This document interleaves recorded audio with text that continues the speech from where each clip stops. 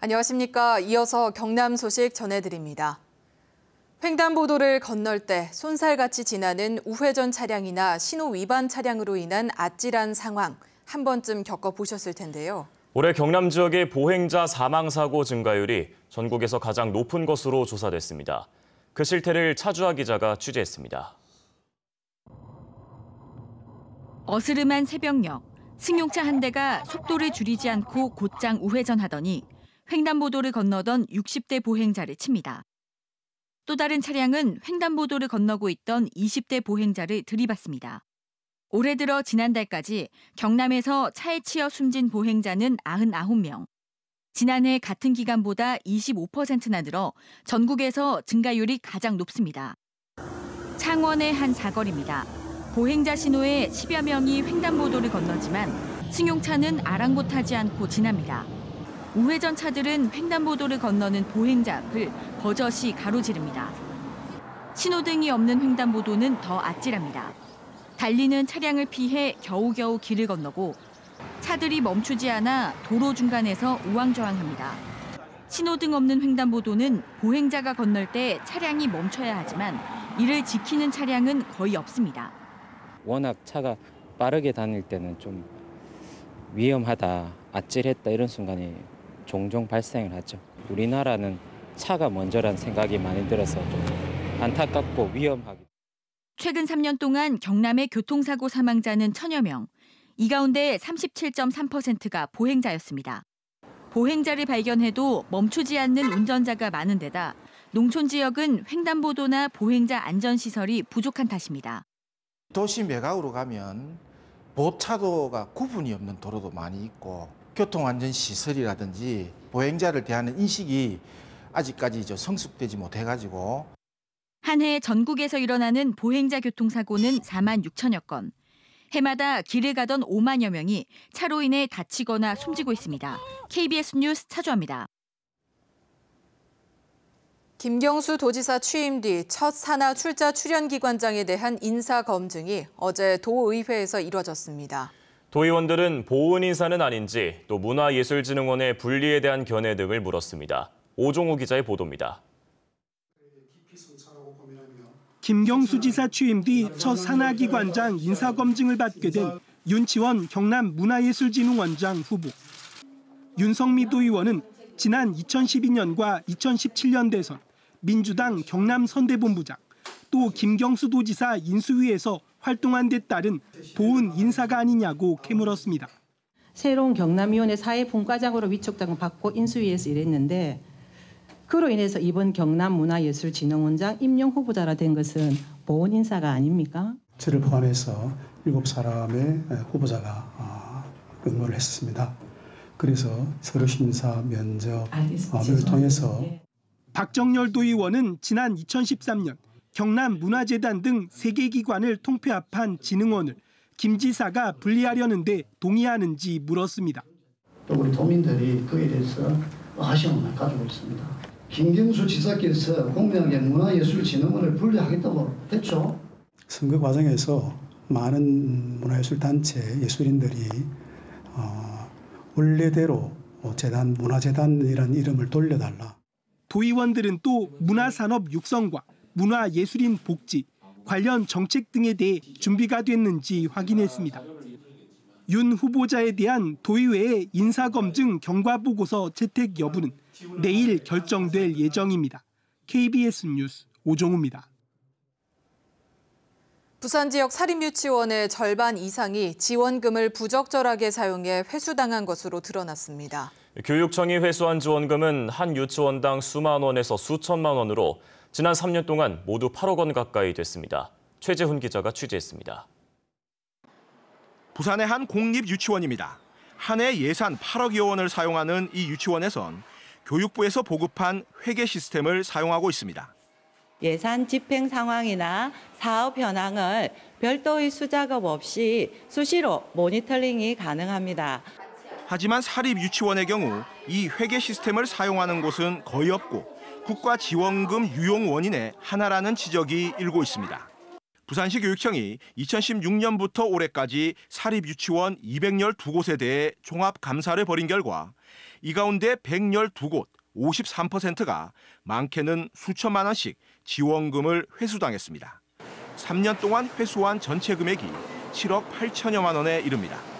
초중고에서는 높은 회계 시스템을 이미 도입해서 정착 단계에 있습니다. 우리 유치원도 그런 회계 시스템을 도입하게 되면 회계 건전성에 많은 도움이 되리라. 적발된 내용을 보면 업무 추진비를 부적정하게 사용하거나 근거 없는 수당 지급, 방과 후 수당 부적절 지급, 예산 목적 외 사용 등입니다. 이 때문에 유치원 지원금 관련 법을 개정해야 한다는 목소리도 높습니다.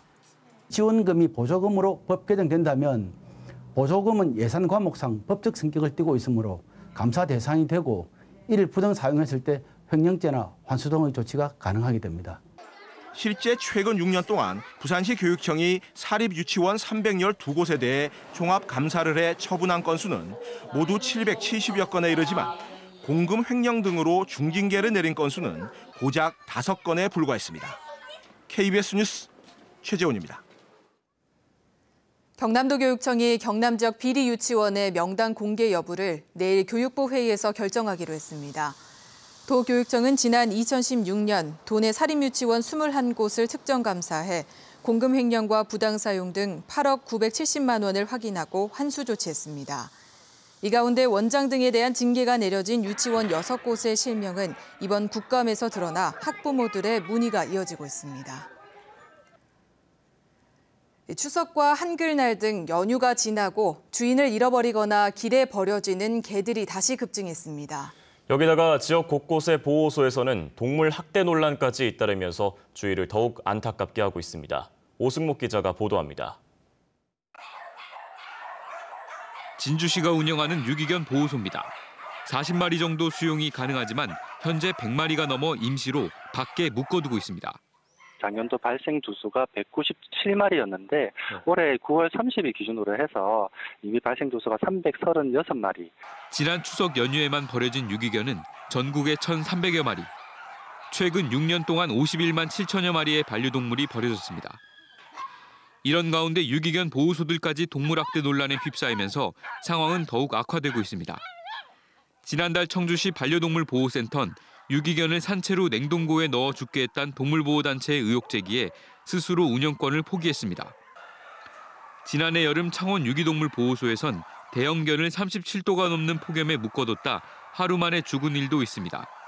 많은 유기견들을 수용하는 것보다는 체계전 마리수를 한정 짓는 것이 좋고 입양할 수 있는 캠페인을 할 수 있는 것들을 더 늘려주셔야지 유기견 보호소가 원활하게 돌아갈 수가 있습니다. 키우던 개를 버리는 주인은 갈수록 늘고 보호소까지 열악한 환경에 놓이면서 버려진 동물들은 더욱 갈 곳을 잃고 있습니다. KBS 뉴스 오승목입니다. 스크린 야구장에서 술에 취한 손님이 아르바이트생에게 방망이를 휘두르며 폭력을 행사한 일이 있었습니다. 불친절했다는 게 이유였는데 손님들의 이른바 갑질 폭력에 힘없는 아르바이트생들이 위험에 처해 있습니다. 남미경 기자의 단독 보도입니다. 울산의 한 스크린 야구장.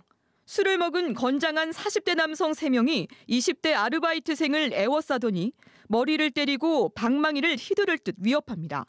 그러다 머리채를 잡고 정강이를 여러 차례 걷어찹니다. 급기야 방망이를 바닥으로 내동댕이 칩니다. 막말은 기본, 경찰에 신고하겠다는 말에 협박도 서슴지 않았습니다. 진짜 맞고 죽을 수도 있겠다. 경찰에 신고하면 버튼 누르는 순간 휘두르겠다. 복도에서 폭행을 당하던 피해자는 이곳 계산대로 몸을 피했지만 폭행과 위협은 계속됐습니다.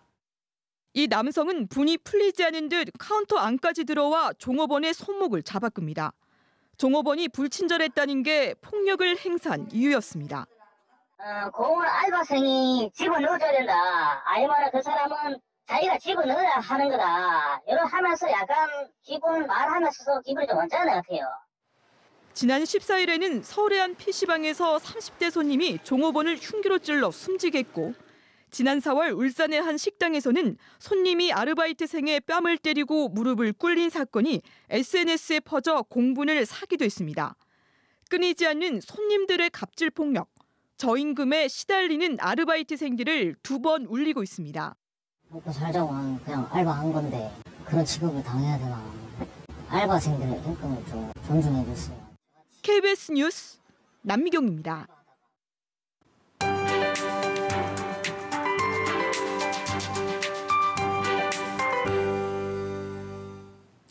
오늘도 마스크가 반드시 필요한 하루겠습니다. 어제부터 쌓이기 시작한 미세먼지가 좀처럼 빠져나가질 못하고 있습니다.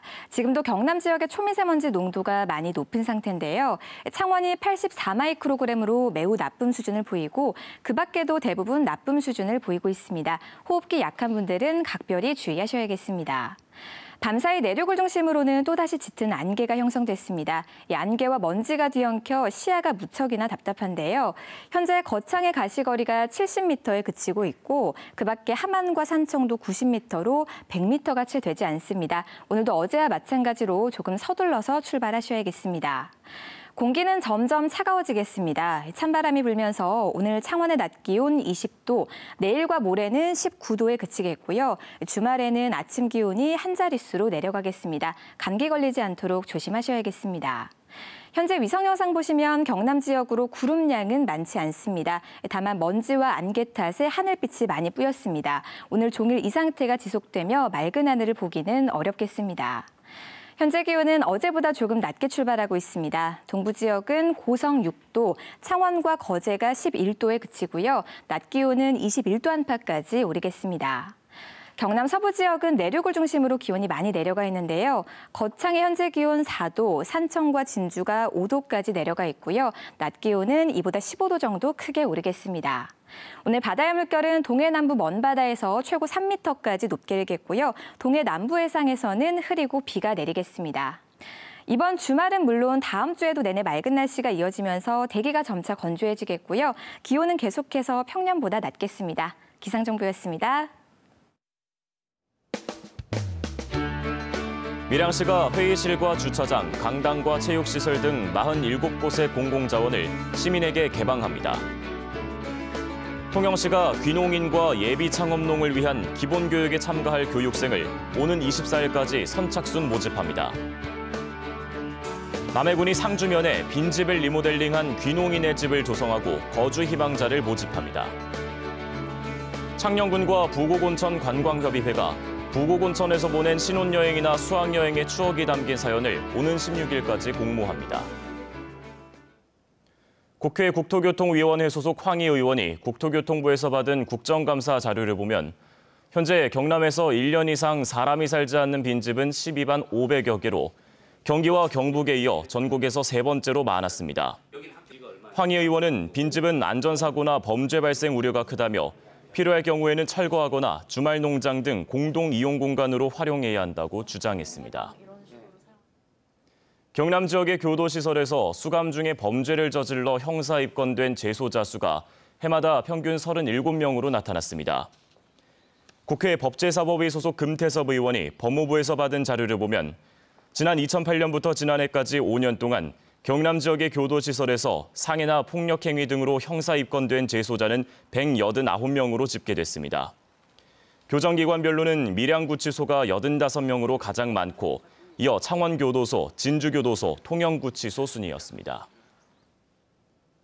국회 교육위 서영교 의원이 교육부에서 받은 자료를 보면 경남도 내 유치원과 초중고등학교 1,400곳 가운데 스프링클러가 설치된 곳은 10%인 136곳으로 나타났습니다. 학교별로는 공립유치원이 4%, 초중학교가 11%, 고등학교 15%, 특수학교 11% 등입니다. 학교 스프링클러 설치는 지난 2004년 의무화돼 그 이전에 건축된 학교에는 설치되지 않았습니다. 어젯밤 9시 10분쯤 고성군 고성읍의 한 소규모 도시락 업체에서 불이 나 40여 분 만에 꺼졌습니다.